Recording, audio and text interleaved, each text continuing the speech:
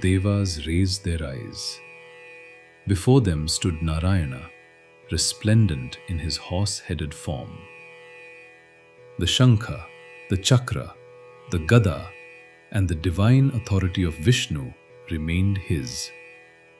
But now, his very form had become the answer to the boon of Hayagrīvasura. The condition that the Asura believed could never be fulfilled stood alive before the universe. Gurudev, so Mahamaya did not break the boon? No, child, she did something far more profound. She allowed the boon to fulfill itself. Dharma does not require the divine to break cosmic law. Divine wisdom can fulfill that law in ways the ego cannot foresee. And elsewhere, Hayagrīvasura learnt that an adversary had arisen. At first, he was amused. No deva could kill him, no danava could kill him, no human could kill him. His boon had guaranteed it. But then he heard the name Hayagriva. For the first time, the Asura remembered the exact words of his own boon. The mighty Danava did not flee. He armed himself. His strength was immense. His austerities had been real. His boon had been granted by Devi herself. And now, he would confront the one possibility he had believed impossible. And so, two beings bearing the same name stood opposed. One had sought power so that death could never reach him. The other had assumed a form so that dharma could reach where no one else could. One embodied the arrogance of possession, the other, the intelligence of cosmic order. Hayagrīvasura faced Śrī Hayagriva. The battle shook the celestial realms. Hayagrīvasura unleashed the force he had accumulated through years of terrible tapas. Weapons tore through the sky. The heavens trembled. But before Narayana's divine form, the Asura's fury could not alter what destiny had already ordained. Śrī Hayagriva raised his hand. Upon his finger, the Sudarshana Chakra began to turn. Faster and faster, the golden chakra revolved. Not merely a weapon, Sudarshana, the vision of perfect order. It left the Lord's hand. A streak of golden radiance crossed the darkness. And in that instant, the boon reached its fulfillment. Hayagrīvasura was slain by Hayagriva.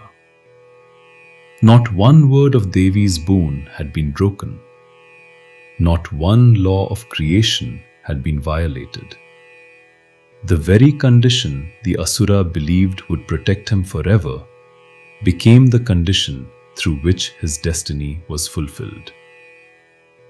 And then the battle ended. The weapons fell silent. The trembling heavens became still. The dust settled.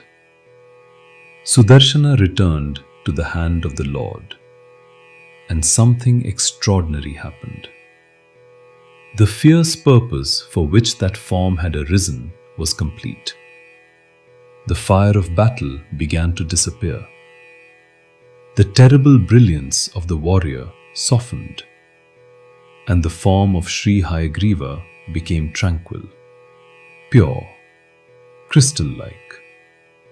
For the Lord who had arisen to destroy darkness was not merely a destroyer. His true nature was knowledge. His nature was bliss.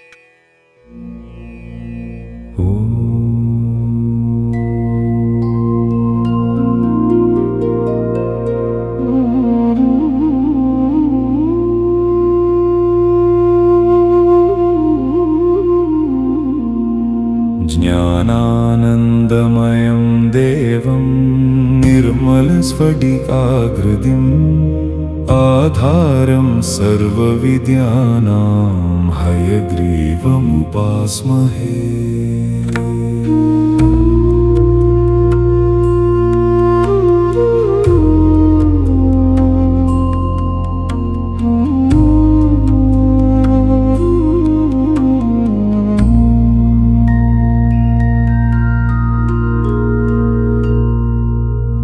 Until now, the worlds had witnessed his weapon.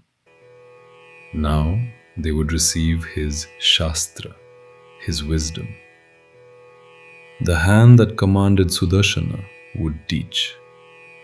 The voice that confronted darkness would reveal sacred knowledge.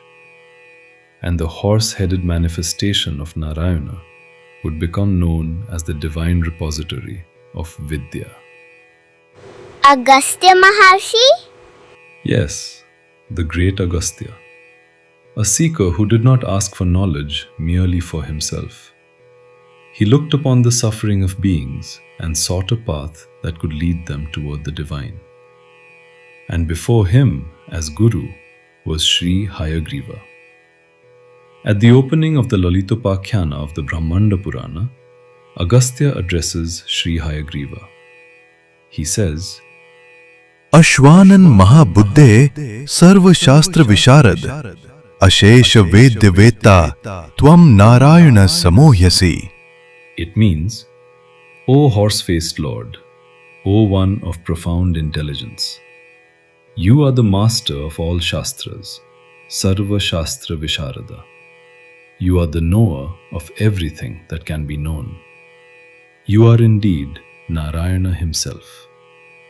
Notice something beautiful, children. Agastya does not first praise Hayagriva as the destroyer of an asura. He recognizes him through knowledge. Master of the Shastras, knower of all that may be known. The warrior we witnessed has become the Guru before us.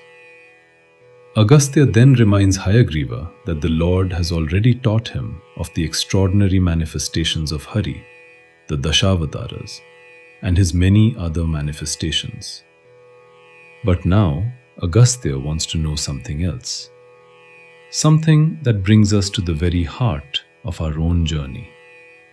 Then Agastya asks, इदानीं श्रोतुमिच्छामि ललितायाश्चरितं शुभं यथा माता जगद्धात्री प्रादुर्भूता पराशिवा. It means, now I desire to hear the auspicious charita of Lalita. Tell me how she, the mother of the universe, the sustainer of the worlds, manifested as Parashiva. Lalita, Gurudev, the Lalita of the Lalitā Sahasranama? The very same, child. Śrī Lalitā Mahatripurasundari. But Guru, we are learning her 1,000 names. Why did Agastya ask for her story? Because, child, a name is not merely a word. Behind a divine name, there is a tattva, there is a form, there is a power, there is a story. And sometimes an entire universe is hidden inside a single name. That is why, when we approach the 1,000 names of Lalita, we must not hurry through them as though they were merely a list.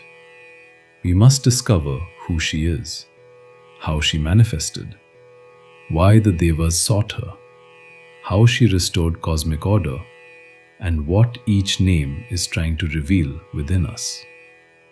Only then does Sahasranama become more than recitation. It becomes darshana. Śrī Hayagriva heard Agastya's question and was pleased.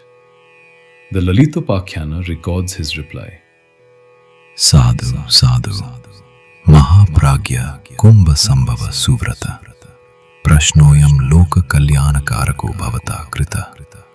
It means, excellent, excellent, O greatly wise Agastya, born of the sacred vessel.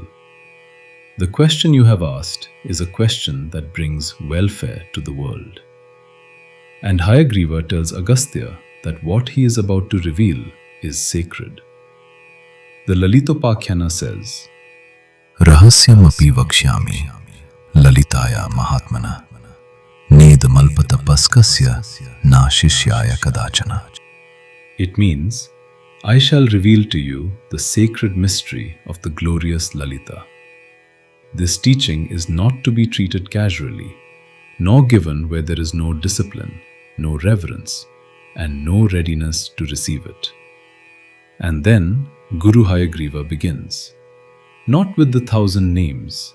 First comes her charita, her manifestation, her purpose, her divine play. The story through which the names themselves will eventually become luminous. So, Hayagriva told Agastya the story of Lalita? Yes, and Agastya listened as you are listening now. Then, can we hear it too? That, child, is precisely where we are going. Before we enter deeply into her 1,000 names, we must first meet her. We must understand the mother whose names we chant, the Shakti before whom even Brahma, Vishnu and Shiva bow. And so we shall listen to Lalita's Charita. The 1,000 names are waiting. But before the names comes the mother. Before the Sahasranama comes her story. And before a lotus reveals all its petals, it begins with a single opening. Shri Matre Namaha.